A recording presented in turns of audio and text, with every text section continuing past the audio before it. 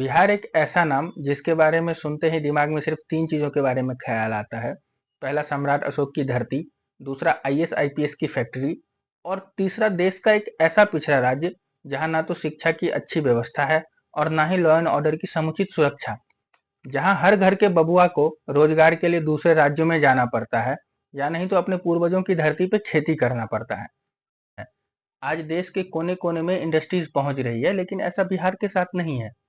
क्यों कोई भी कंपनियां बिहार में नहीं आना चाहती? आज बिहार के गरीब या कम पढ़े लिखे लोगों को गुजरात, महाराष्ट्र या पंजाब ऐसे राज्यों में काम करने के लिए जाना पड़ता है। अगर बिहार की हिस्ट्री उठा के देखें तो यहाँ पे नंदा डायनेस्टी, मौर्य एम्पायर जैसे पावरफुल किंगडम हुए।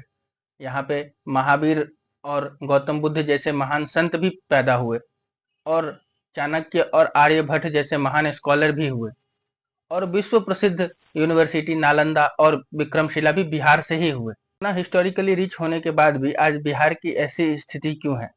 आइए आज हम इस वीडियो में जानने की कोशिश करते हैं कि आखिर बिहार में क्यों औद्योगिकीकरण इतना पीछे जा रहा है। बिहार एक लैंडलॉक स्टेट है, जिसका मतलब होता है कि इसको समंदर तक पहुंचने का कोई सीधा रास्ता नहीं है। इससे सबसे नजदीकी जो पोर्ट है वो बंगाल के हल्दिया में है, जो लगभग 700 किलोमीटर दूर है।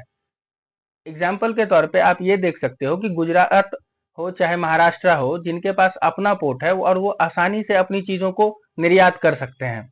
ऐसा बिहार के साथ नहीं है और इतनी दूरी होने के कारण लागत और समय की भी बहुत ज्यादा समस्या उत्पन्न हो जाती है। बिहार में औद्योगिकीकरण की गति धीमी रही है, लेकिन ऐतिहासिक रूप से बिहार और बंगाल इंडस्ट्रियल हब हुआ करते थे। लेकिन आजादी के बाद इंडस्ट्रियल पॉलिसी में बदलाव करने के कारण बिहार का बहुत नुकसान हुआ है। केंद्र सरकार ने औद्योगिकीकरण को दूसरे राज्यों में फैलाने के लिए कई कदम उठाए, जिससे बिहार के खनिज और कच्चे माल का दोहन बाहर के राज्यों में होने लगा। इसके बाद वर्ष 2000 में बिहार और झारखंड का विभाजन हुआ, जिससे अधिकांश इंडस्ट्रीज झारखंड में चली गई, जिससे बिहार का एक बहुत बड़ा नुकसान हुआ और बिहार में उद्योग की विकास की गति बहुत कम हो गई।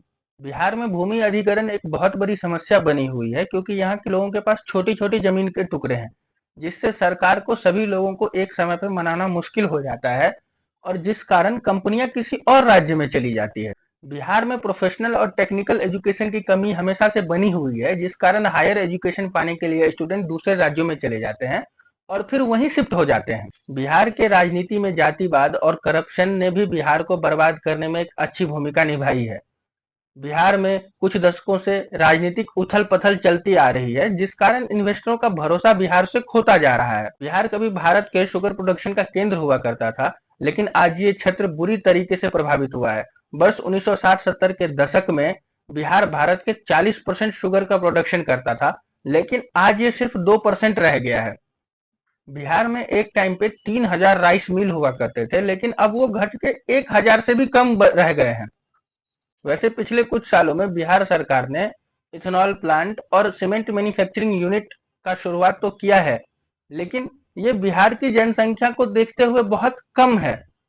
अंत में मैं इतना ही कहूंगा कि जब तक बिहारी खुद को नहीं बदलेंगे तब तक बिहार नहीं बदलेगा।